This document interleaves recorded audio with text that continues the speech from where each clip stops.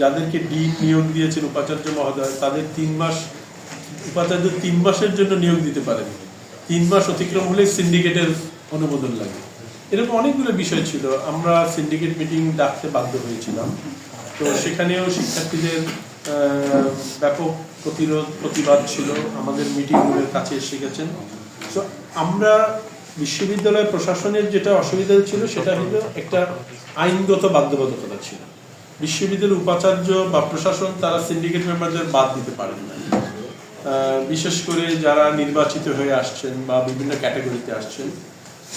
কিন্তু এরপরেও আমরা শিক্ষার্থীদের বা শুধু শিক্ষার্থী না, শিক্ষকদেরও ব্যাপক প্রতিবাদ ছিল যে ওনারা যেহেতু ওনারা বিগত বছরগুলিতে এই নিপীড়ন নির্যাতনের সাথে সম্পৃক্ত ছিলেন, ওনারা থাকতে পারেন না। তো যে কারণে আমরা এটা প্রথমে আমরা 3 জন সিন্ডিকেট মেম্বার আমরা উপাচার্য মহোদয় মাননীয় চ্যান্সেলরের মনোনীত 3 জন আমরা পেয়েছি। এরপরে প্রশ্ন আসছে যে বাকি যারা আছেন শিক্ষক প্রতিনিধি বা অন্য তারা কেন থাকবেন। সো আমরা এই জন্য আইনি মতামতের জন্য আমরা আইনজীবীদের কাছে পাঠাই।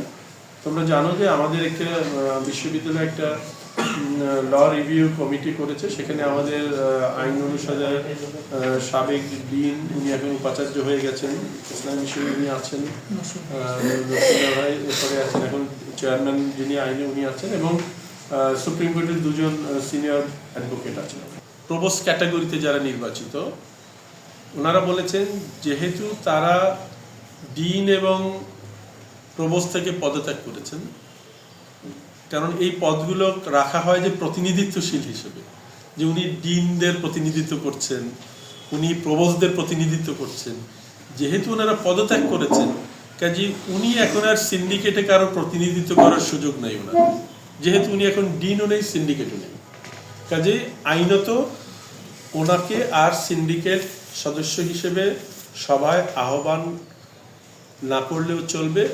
ওনারা শব্দটা বলেছেন ineligible to sit in syndicate meeting because they don't represent deans and provosts. এই সিন্ডিকেটের যে কম্পোজিশন, যারা এই সিন্ডিকেটে আছেন তাদের ব্যাপারে শিক্ষার্থীদের, শিক্ষকদের এবং বিভিন্ন মহলে ব্যাপক ক্ষোভ আছে, এবং তারা কিভাবে এই প্রশাসন পরিচালনার ক্ষেত্রে অংশগ্রহণ ইত্যাদি নিয়ে অনেক ক্ষোভ আছে। আমরা বিভিন্ন রকম স্মারকলিপি পেয়েছি, আমাদেরকে ঘেরাও করা হয়েছে, এবং খুব সঙ্গত কারণেই করা। আমার একটা স্মার্ট সিদ্ধান্তে 25% গ্যাসের খরচ কমেছে। ভাবছেন কিভাবে? সাধারণ গ্যাস স্টোভ বদলে আমি এনেছি আরএফএল গ্যাস স্টোভ। এর সাইন্টিফিক নজল ও ব্রাস বার্নার ক্যাপ সমানভাবে তাপ ছড়িয়ে রান্না করে দ্রুত, তাই গ্যাসও বাঁচায় 25%, টাকাও বাঁচে 25%। আরএফএল গ্যাস স্টোভ নিরাপদ ও গ্যাস সাশ্রয়ী।